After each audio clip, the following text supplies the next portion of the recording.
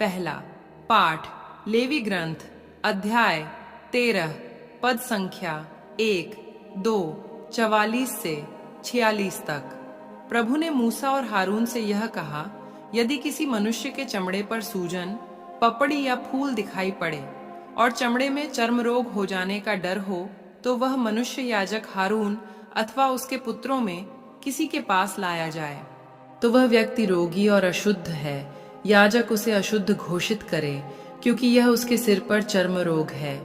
चर्म रोगी फटे कपड़े पहन ले, उसके बाल बिखरे हुए हों, वह अपना मुंह ढक कर अशुद्ध अशुद्ध चिल्लाता रहे। वह तब तक अशुद्ध होगा जब तक उसका रोग दूर न हो। वह अलग रहेगा और शिविर के बाहर निवास करेगा। यह प्रभु की वाणी है। ईश्वर को धन्यवाद। दूसरा पाठ कुरिन्थियों के नाम संत पौलुस का पहला पत्र अध्याय 10 पद संख्या 31-11 से 1 तक। इसलिए आप लोग चाहे खाए या पिए या जो कुछ भी करें, सब ईश्वर की महिमा के लिए करें। आप किसी के लिए पाप का कारण न बने, न यहूदियों के लिए, न यूनानियों और न ईश्वर की कलीसिया के लिए। मैं भी अपने हित का नहीं बल्कि दूसरों के हित का ध्यान रख सब बातों में सबको प्रसन्न करने का प्रयत्न करता हूं, जिससे वे मुक्ति प्राप्त कर सकें। आप लोग मेरा अनुसरण करें, जिस तरह मैं मसीह का अनुसरण करता हूं। यह प्रभु की वाणी है। ईश्वर को धन्यवाद। सुसमाचार संत मार्कुस अध्याय 1 पद संख्या 40 से 45 तक। एक कोढ़ी ईसा के पास आया और घुटने टेक कर उनसे अनुनय विनय करते हुए बोला, आप चाहें तो मुझे शुद्ध कर सकते हैं। ईसा को तरस हो आया। उन्होंने हाथ बढ़ाकर यह कहते हुए उसका स्पर्श किया, मैं यही चाहता हूं, शुद्ध हो जाऊं। उसी क्षण उसका कोढ़ दूर हुआ और वह शुद्ध हो गया।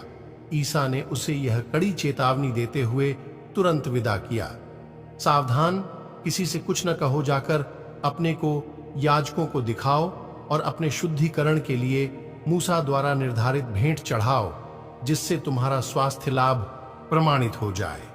परंतु वह वहां से विदा होकर चारों ओर खुलकर इसकी चर्चा करने लगा।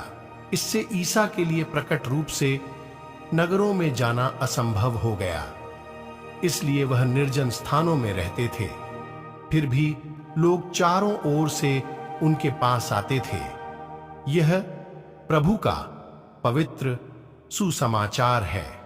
हे ख्रीस्त, तेरी स्तुति हो। मनन चिंतन। आज का सुसमाचार मार्कुस अध्याय 1 पद संख्या 40 से 45 कुष्ठ रोग से पीड़ित एक व्यक्ति की कहानी बताता है, जिसने यीशु के पास आकर कहा, यदि आप चाहें तो आप मुझे शुद्ध कर सकते हैं।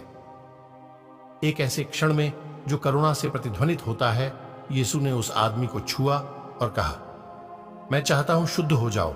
वह आदमी तुरंत ठीक हो गया। इस मुलाकात में हम प्रभु यीशु के स्पर्श की गहन शक्ति को देखते हैं, जिसने न केवल एक शारीरिक बीमारी को ठीक किया, बल्कि एक व्यक्ति को समुदाय में पुनर्स्थापित भी किया।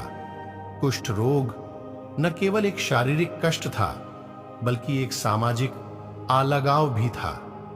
इस कार्य के द्वारा प्रभु यीशु हमें सिखाते हैं कि सच्चा उपचार शारीरिक से परे है, इसमें गरिमा और अपनेपन को बहाल करना शामिल है। हम भी अनेक प्रकार के कुष्ठ रोग का अनुभव करते हैं, चाहे वह शारीरिक, भावनात्मक या आध्यात्मिक हो। जब हम अपनी टूटन अवस्था में यीशु के पास आते हैं, तो वह हमें दूर नहीं करता है। इसके बजाय वह प्यार और स्वीकृति के साथ हम तक पहुंचता है। यीशु न सिर्फ हमारे घावों को ठीक करता है, वह हमें हमारे समुदायों और ईश्वर के साथ फिर से जोड़ना चाहता है। चंगा हुआ व्यक्ति चमत्कारी चंगाई के बारे में किसी को न बताने के यीशु के निर्देश की अवज्ञा करता है। यह प्रतीत होने वाली अवज्ञा कभी कभी एक गहरा सत्य रखती है। हमारी कृतज्ञता और खुशी इतनी अधिक उमड़ती है कि हम अपनी अच्छी खबर साझा करने से पीछे हट नहीं पाते हैं। यह हमें याद दिलाता है कि यीशु से मुलाकात हमारे मूल में बदलाव लाता है, हमें उसके प्रेम का वाहक बनने के लिए मजबूर करता है। जैसे ही हम इस सुसमाचार पर विचार करते हैं, आइए हम यीशु की चंगा करने वाले स्पर्श के लिए अपने हृदय खोलें। आइए हम उस विश्वास के साथ उसके पास आएं, जो उसकी शक्ति और उसकी इच्छा को स्वीकार करने की विनम्रता को स्वीकार करता है। ठीक हुए व्यक्ति की तरह हमारा जीवन मसीह के प्रेम की परिवर्तनकारी शक्ति का एक प्रमाण बन जाए, जो हमारे सामने आने वाले सभी लोगों के लिए चंगाई और खुशी प्रसारित करे। मेरे प्यारे विश्वासी भाई बहनों, आइए तब हम सभी आज के वचन पर मनन चिंतन करें। आप सभी वचन सुनने वाले भाई बहनों को परमेश्वर आशीष तथा शांति प्रदान करे। आमीन।